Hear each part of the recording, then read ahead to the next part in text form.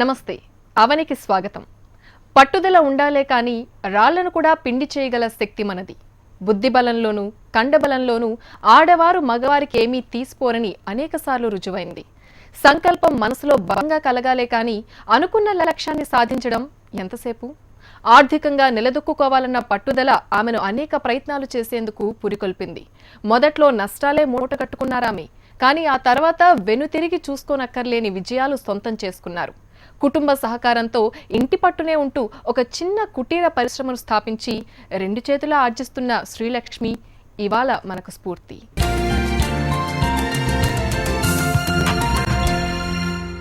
ఏదైనా చెయ్యాలి అంటే ముందు మనకు సంకల్పం ఉండాలి. ఎలాగైనా సాధించాలన్న తపన ఉండాలి.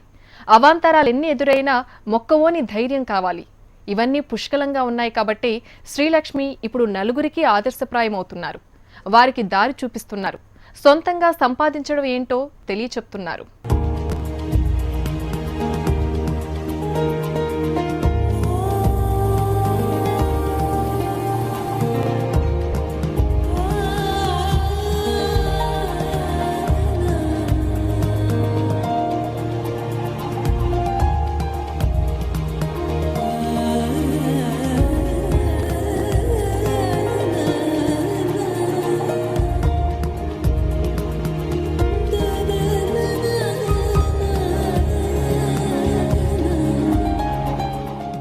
పట్టుదలకు మారుపేరు శ్రీలక్ష్మి.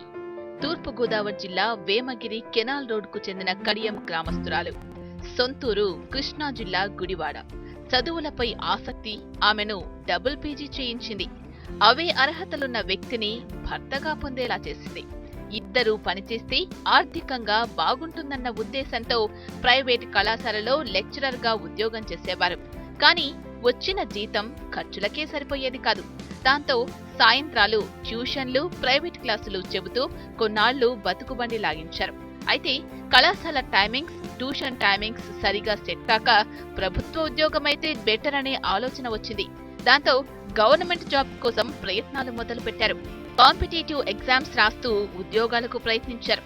కానీ ఎంత కష్టపడినా ఫలితం రాకపోవడం కుంగతీసింది. అయినా భర్త ప్రోత్సాహంతో నెట్టుకొస్తున్న శ్రీలక్ష్మికి సొంతంగా ఏదైనా వ్యాపారం స్థాపించాలన్న పట్టుదల పెరిగిపోయింది. తన కాళ్లపై తాను నిలబడి 10 మందికి ఉపాధి కల్పించాలన్న ఆలోచన మొదలైంది. అయితే ఏ కంపెనీ పెట్టాలి, ఎన్నాళ్లలో పెట్టుబడి చేతికొస్తుంది, అసలు ఇప్పుడున్న పరిస్థితుల్లో మార్కెటింగ్ లేదా అనుమతులు సాధించడం సాధ్యమా, పెట్టుబడులు ఎలా వస్తాయి, అవి సొమ్ముగా ఎలా మారతాయి, అప్పు ఎలా పుడుతుంది, ఇవన్నీ ప్రశ్నలే.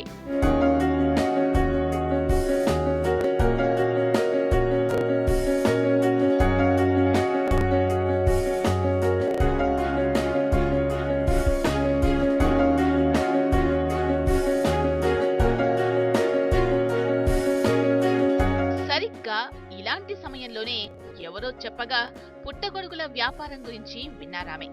అనుకున్నదే తడువుగా మనమే ఆ వ్యాపారం ఎందుకు చేయకూడదు అన్న ఆలోచన వచ్చింది. తను ఏదో చేయాలని నన్ను సజెషన్ చేస్తే ఎంతో మంది చదువుకున్నారు. పొల్యూషన్ పెరిగిపోయింది. అన్ని థింగ్స్ కూడా ఈరోజు ఉపయోగించుకునే ప్రతి వస్తువు కూడా కాలుష్యంతో కూడుకున్నటువంటి వస్తువులు. సో అలాంటిది లేకోకుండా ఏదో ఒక బిజినెస్ నువ్వు చేయాలంటే తను అప్పుడు ఈ మష్రూమ్ కల్టివేషన్ మీద ఒక అవగాహన తెచ్చుకుని చాలా ప్రాబ్లం పడ్డామండి. దీంట్లోనే సక్సెస్ అవ్వాలి అనే ఉద్దేశంతో తనకి నేను అవకాశం ఇవ్వండి.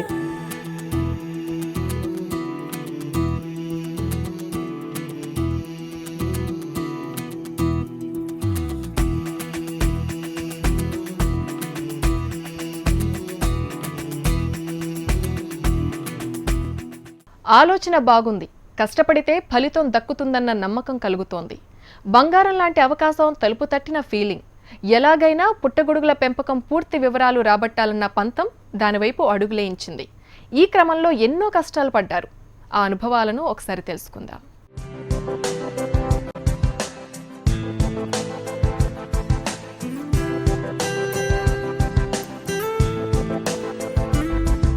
నేను ఈ పుట్టగొడుగుల పెంపకం అనేది నేను 4 సంవత్సరాల క్రితం ప్రారంభించానండి. అంటే నాది డబుల్ పీజీ అండి, ఎంఏ ఎకనామిక్స్ హిస్టరీ. మా వారు కూడా డబుల్ పీజీ, ఆయనది డబుల్ ఎంకామ్ అండి. ఇద్దరిది కాలేజీ ఫీల్డే. అయితే ఈ ప్రైవేట్ కాలేజీలో వచ్చే శాలరీలు అనేవి మాకు సరిపోక ఏదన్నా సైడ్ బిజినెస్ లాగా అనుకుని ఈ పుట్టగొడుగుల పెంపకం అనే ఈ మార్గాన్ని తీసుకోవడం జరిగింది. అయితే నేను పేపర్లో వచ్చినటువంటి ఒక యాడ్ని చూసి నేను విజయవాడ వెళ్ళి ఫస్ట్ ఈ పుట్టగొడుగుల పెంపకం మీద ట్రైనింగ్ అనేది తీసుకున్నాను.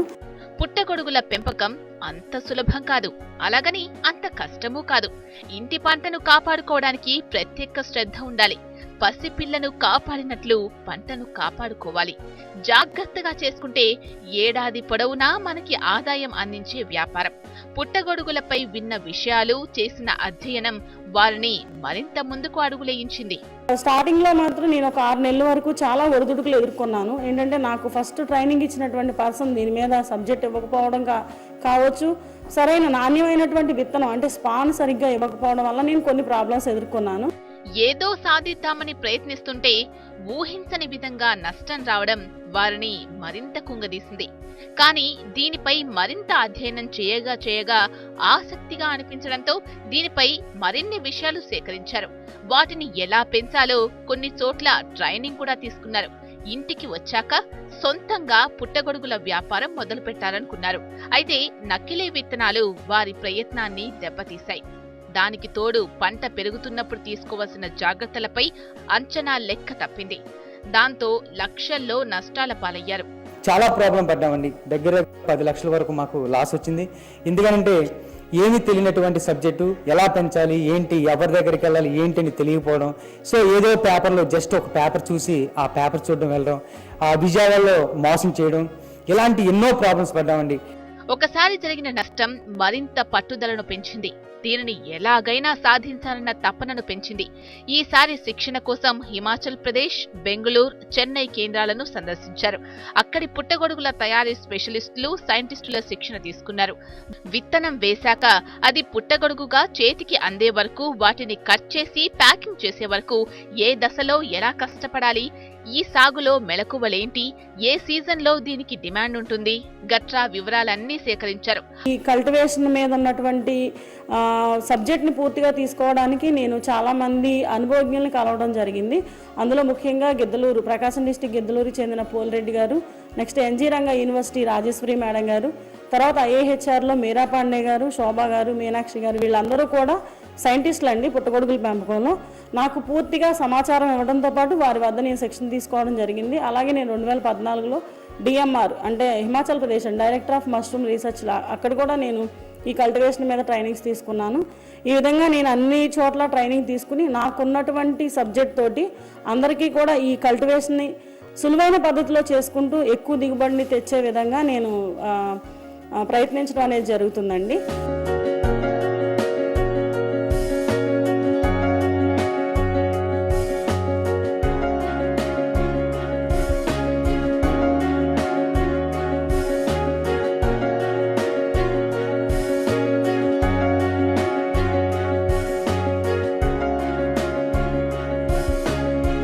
ఆ శిక్షణ ఆత్మవిశ్వాసాన్ని పెంచింది. అయితే ఇంటిలోనే వాటి తయారీని మొదలుపెట్టారు.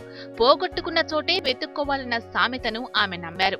ఏ పుట్టగొడుగుల పెంపకంలో నష్టపోయారో ఆ పరిశ్రమనే లాభసాటిగా మార్చుకున్నారు. నేను ఈ కల్టివేషన్లో ఇంత సక్సెస్ అవడానికి 100% మా వారి కారణం అండి. ఎందుకంటే నేను ఏది చేస్తానన్నా నన్ను ఏ రోజు కూడా డిస్కరేజ్ చేయకుండా ముందుకు వెళ్ళేలాగా నన్ను ఎంతో సపోర్ట్ చేస్తూ ఈ రోజున ఈ విధంగా నేను ఇంత మంచి నేమ్ తెచ్చుకోవడానికి మా వారు, అలాగే మా తమ్ముడండి, తను కూడా నాకు ఈ వర్క్లో 100% నాకు సపోర్ట్ చేస్తూ ఈ రోజున మేము ముగ్గురమే ఉంటూ ఇంత కల్టివేషన్ చేస్తూ నెలకి నేను ₹1,00,000 పైగా దీంట్లో ఇన్కమ్ తీసుకునే స్టేజ్కి ఈరోజు రాగలిగానంటే చాలా సంతోషంగా ఉంది.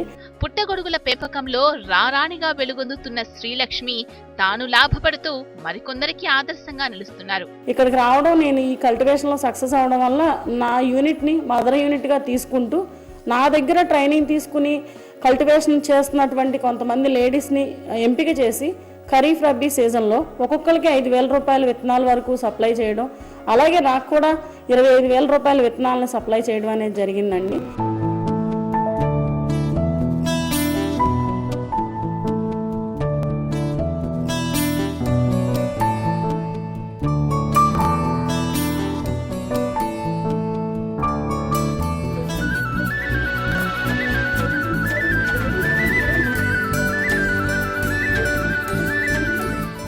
అవని.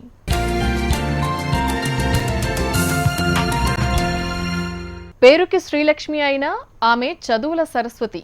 డబుల్ పీజీ చేసిన ఉద్యోగం కోసం వెంపర్లాడకుండా ఇంట్లోనే దర్జాగా కూర్చుని సంపాదించే మార్గాన్ని వెతికారు, సాధించారు. ఆ రంగాన్ని అవపోసన పట్టారు. ఇప్పుడు ఈ పెంపకంపై ఆమెకు అపారమైన నాలెడ్జ్ ఉంది.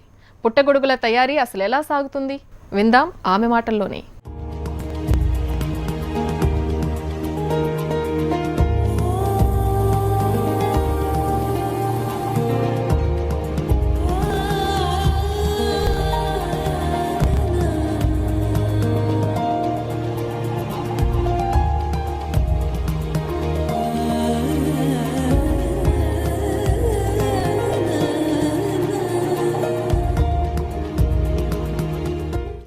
మనకి పుట్టగొడుగుల పెంపకంలో ముఖ్యంగా వట్టిగడ్డ అండి, ఎండుగడ్డ అంటాం. ఇది మంచి క్వాలిటీ ఉండాలి. మనం గడ్డి నానబెట్టే ప్రాసెస్ అనేది ఉంటుంది. అది మనం మార్నింగ్ టైంలో అంటే ఉదయం 9 గంటలకల్లా మనం గడ్డి నానబెట్టుకుంటే అది 20 నుంచి 24 గంటల పాటు కెమికల్ పద్ధతిలో కానీ లేదా గడ్డిని ఉడకబెట్టే పద్ధతులు 2 పద్ధతుల్లో కూడా చేసుకోవచ్చు. మనం అలా నానబెట్టుకున్న గడ్డి 24 గంటలకి మనకి పూర్తిగా శుద్ధి చేయబడుతుంది. తర్వాత రోజు మళ్ళీ మనం వాటర్ మొత్తం కూడా వడగట్టేసి డ్రమ్ములో ఒక 2 గంటల పాటు నీడ పట్టిన ఏటవాలుగా ఉంచాలి. గడ్డి మనకి 80% వరకు ఆరుదల వచ్చి 20% తేమ శాతం ఉండే విధంగా చూసుకుని దాన్ని మనం బెడ్స్గా ప్రిపేర్ చేసుకుంటాము.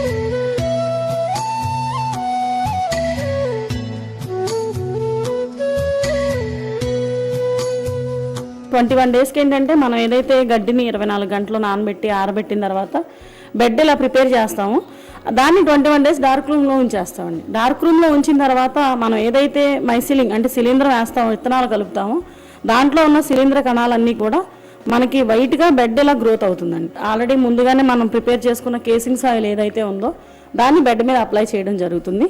ఇలా మనకి టోటల్గా బెడ్ 21 డేస్కి కంప్లీట్గా ఈ విధంగా గ్రోతింగ్ కనుక వస్తే మనం 100% సక్సెస్ అయినట్టండి. దీన్ని మనం లైటింగ్ రూమ్లోకి కేసింగ్ చేసిన తర్వాత తీసుకెళ్తాం. 24 అవర్స్ తర్వాత నుంచి డైలీ మనం ఒకసారి అంటే సీజన్ వారీగా సమ్మర్లో అయితే రోజుకు 2 సార్లు, వింటర్ రైనీ సీజన్లో అయితే రోజుకు ఒకసారి ఈ కేసింగ్ మెటీరియల్ మీద వాటరింగ్ చేస్తూ ఉంటే మనకి 10 నుంచి 12 రోజుల్లో పిన్ హెడ్స్ అంటే పుట్టగొడుగుల మొలకలు రావడం అనేది జరుగుతుంది. ఇక అలా స్టార్ట్ అయిన తర్వాత మనం డే బై డే తీసుకోవడం జరుగుతుంది.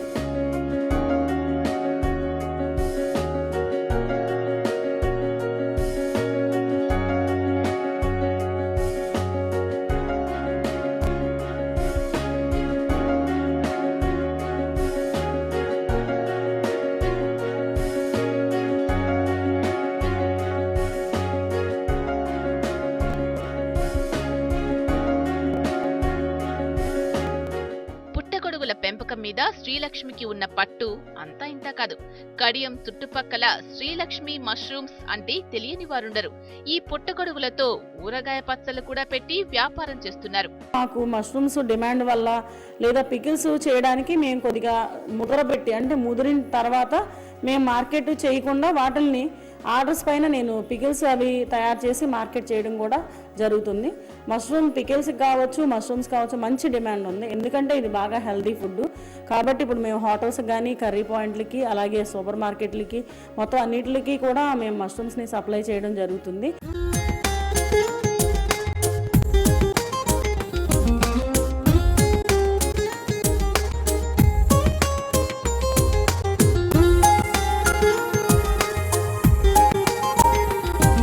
శ్రీలక్ష్మికి తాను పెంచిన పుట్టగొడుగులను ఆ చుట్టుపక్కలే అమ్ముతుంటారు. నాణ్యమైన, స్వచ్ఛమైన, ఆరోగ్యకరమైన ఈ పుట్టగొడుగులను చుట్టుపక్కల వారు ఎగరేసుకుపోతుంటారు. పుట్టగొడుగులకు విపరీతమైన డిమాండ్ ఉందంటారామె. పైన క్రాపింగ్ రూమ్లో కట్ చేసినటువంటి ఇది కరెక్ట్ సైజ్ మష్రూమ్ అండి.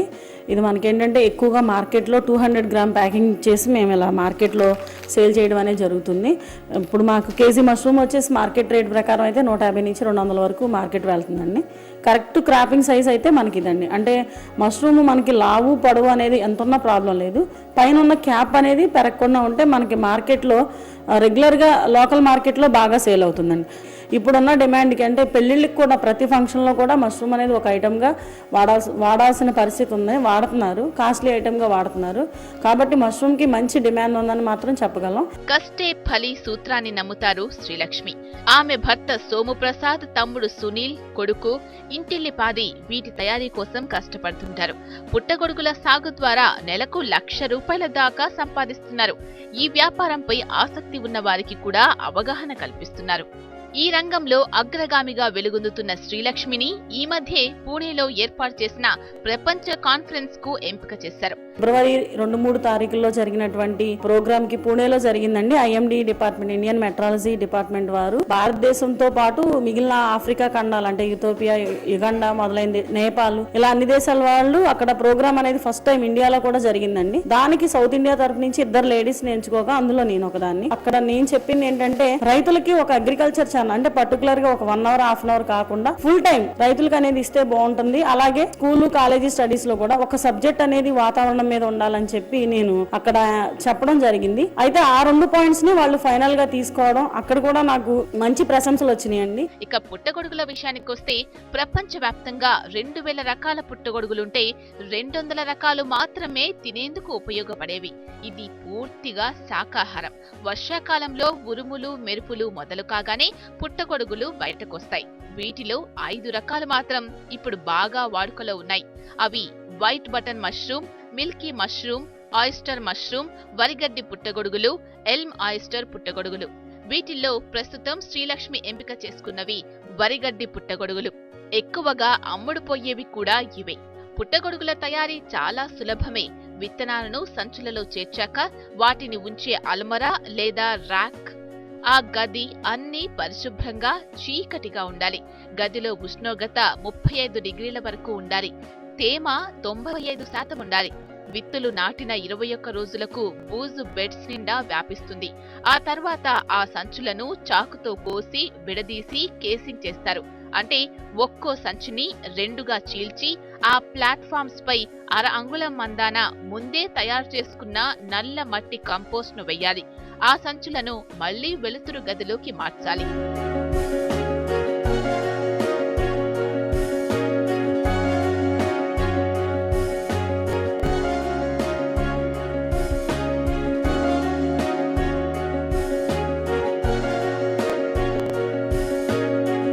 ఇక 24 గంటల తరువాత రోజుకోసారి మట్టి తడుపుతూ ఉండాలి.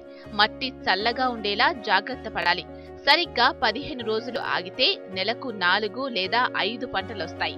3-4 అంగుళాలు పెరిగిన పుట్టగొడుగులను కట్ చేసి వాటిని బాగు చేసి ప్యాక్ చేసి మార్కెట్కు తరలిస్తారు.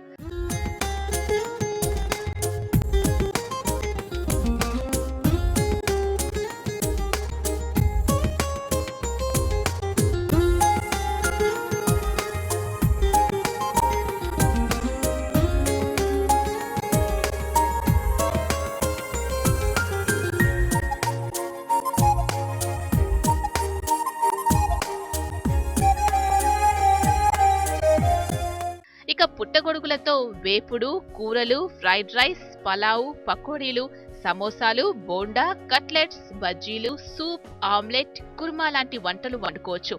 వీటిలో ఎన్నో పోషకాలున్నాయి. అధిక జీర్ణశక్తి వీటి సొంతం. అందుకే చిన్నపిల్లలు, వృద్ధులకు కూడా ఎలాంటి భయం లేకుండా పెట్టొచ్చు. ఒబేసిటీ తగ్గించుకోవడానికి, మధుమేహం వ్యాధిగ్రస్తులకు, అతిమూత్ర వ్యాధి రోగులకు ఇది మంచి ఆహారం. Vitamin C, B, niacin, pantothenic ఆమ్లం ఎక్కువ మోతాదులో ఇందులో ఉంటాయి. అలాగే రీసెంట్గా మనకి IAHR వాళ్ళు రిలీజ్ చేసినటువంటి 2015 బులెటిన్లో కూడా ప్రతి మనిషి కూడా ఆహారంలో తీసుకునేటువంటి క్యాలరీల్లో కొంతవరకు అంటే ఒక 50 గ్రామ్స్ వరకు మనం మష్రూమ్ పౌడర్, ముఖ్యంగా మిల్కీ మష్రూమ్ పౌడర్ కనుక ఆహారంలో తీసుకోవడం వల్ల మనకి క్యాన్సర్ కానీ, డయాబెటీస్ కానీ కొన్ని వ్యాధులు రాకుండా, అలాగే మనకి మష్రూమ్ అనేది 0 ఫ్యాట్, కొలెస్ట్రాల్ లేనటువంటిది, 0 ఫ్యాట్, పీచు పదార్థం ఎక్కువగా ఉంది. కాబట్టి ప్రతి ఒక్కరూ తీసుకోవడం అనేది చాలా అవసరం. డైజెషన్ కూడా త్వరగా అవుతుంది. ఇంతకీ చూడగానే నోరూరించే పుట్టగొడుగులను తయారు చేస్తున్న శ్రీలక్ష్మి పుట్టగొడుగుల కేంద్రాన్ని వ్యవసాయ శాఖ వారే మదర్ యూనిట్ గా తీసుకున్నారు. ఇప్పటి వరకు ఎందరికో శిక్షణ ఇచ్చానంటున్న శ్రీలక్ష్మి ప్రభుత్వం కూడా తమకు ఏదైనా సాయం చేయాలని కోరుతున్నారు. స్పాన్ లా పెట్టండి, 10 మందికి తక్కువ రేటుకి స్పాన్ అందించాలనే ఉద్దేశంతో మేము ఉన్నామండి. సో ఈరోజు నేను ఎక్కడి నుంచో బెంగళూరు నుంచి అండి తిండి తిప్పలేకుండా నేను స్పాన్ తెచ్చుకోవడం జరుగుతుందండి. సో అలాంటి పరిస్థితులు లేకుండా 10 మందికి జీవనోపాధి ప్లస్ మేమే ఒక స్వయం ఉపాధితో బాగా ముందుకెళ్లాలనే ఉద్దేశంతో నాకు గవర్నమెంట్ కొంచెం సపోర్ట్ చేస్తే ఈ పుట్టగొడుగు పెంపకంలో అదేవిధంగా ఆయిస్టర్ మష్రూమ్ చేద్దామనండి. స్పాన్లా పెట్టుకుని తక్కువ రేటుకి ప్రజలకు అందించాలనే ఉద్దేశంతో ఉన్నాం సార్. ఇంటిల్లిపాది కలిసికట్టుగా చేస్తున్న ఈ కుటీర పరిశ్రమ వారికి అద్భుతమైన లాభాలను గడిస్తోంది. వీటి పెంపకంలో శ్రీలక్ష్మికి తన కుటుంబం నుంచి అందుతున్న సహాయ సహకారాలు అపారం. మా అక్క ఫస్ట్ నుంచి కూడా చాలా పట్టుదల చాలా ఉంటుందండి మా అక్కకి. ఎందుకంటే ప్రతి విషయం, ఏ చిన్న విషయం అయినా సరే చాలా సీరియస్గా, చాలా పట్టుదలగా దాన్ని సాధించాలి. ఎలా కష్టమైనా సరే నష్టమైనా సరే దాంట్లోనే ముందుకెళ్ళాలనే తాపత్రయం ఉంటుందండి. అదేవిధంగా ఈ బిజినెస్ని ముందుకు తీసుకొచ్చారు. ఫస్ట్లో చాలా ఇబ్బందులు పడినప్పటికీ కూడా ఇది కేవలం మా అక్క బావగారి వల్ల ఇది ముందుకు వచ్చింది. ఇంట్లోనే ఉంటూ కావలసినంత డబ్బు సంపాదించుకునే మార్గాన్ని డబుల్ పోస్ట్ గ్రాడ్యుయేట్ అయిన శ్రీలక్ష్మి మనకు చూయించారు. దీనికి కావలసింది శ్రమ, శుభ్రత, కష్టపడే తత్వం. పెద్దగా పెట్టుబడి కూడా అక్కర్లేదు. తక్కువ పెట్టుబడితో ఎక్కువ లాభాలను అందిస్తున్న ఈ పరిశ్రమపై దృష్టి పెట్టండి, మీరు కూడా లాభపడండి. ముందు మనకి ఎప్పుడైనా సరే కొంతవరకు పరిజ్ఞానం, అంటే పూర్తిగా సబ్జెక్ట్ లేనప్పుడు ఇబ్బందులు అనేవి ఎదుర్కోవడం సహజం. కానీ మనం అది అధిగమించి దాంట్లో సక్సెస్ అవడం అనేది కొంచెం టైం తీసుకున్నప్పటికీ కూడా మనం చేసే హార్డ్ వర్కే మనల్ని నిలబెడుతుంది అనేది నా నమ్మకం అండి.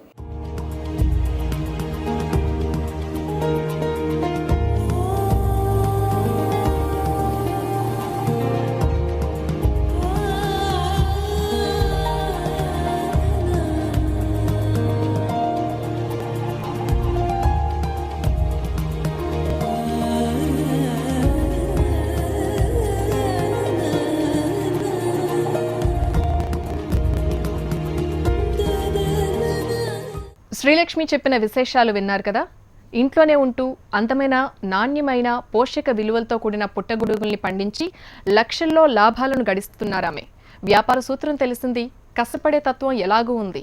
అందుకే ఇద్దరికీ ఉద్యోగం లేకపోయినా ఆ కుటుంబం బెదరలేదు. కష్టపడి పుట్టగొడుగుల్ని పండిస్తూ వాటిని అమ్ముతూ పెద్ద మొత్తంలో డబ్బు సంపాదిస్తోంది. శ్రీలక్ష్మిని చూశాక మీకేమనిపిస్తోంది? మీరు కూడా ఈ వ్యాపకం పెట్టుకోవాలనుందా? మరి ఇంకెందుకు ఆలస్యం, వెంటనే వీటి తయారీని ఒక వృత్తిగా ఎంచుకోండి. ఇది ఇవాల్టి అవని. రేపటి ఎపిసోడ్లో మళ్ళీ కలుద్దాం. నమస్తే.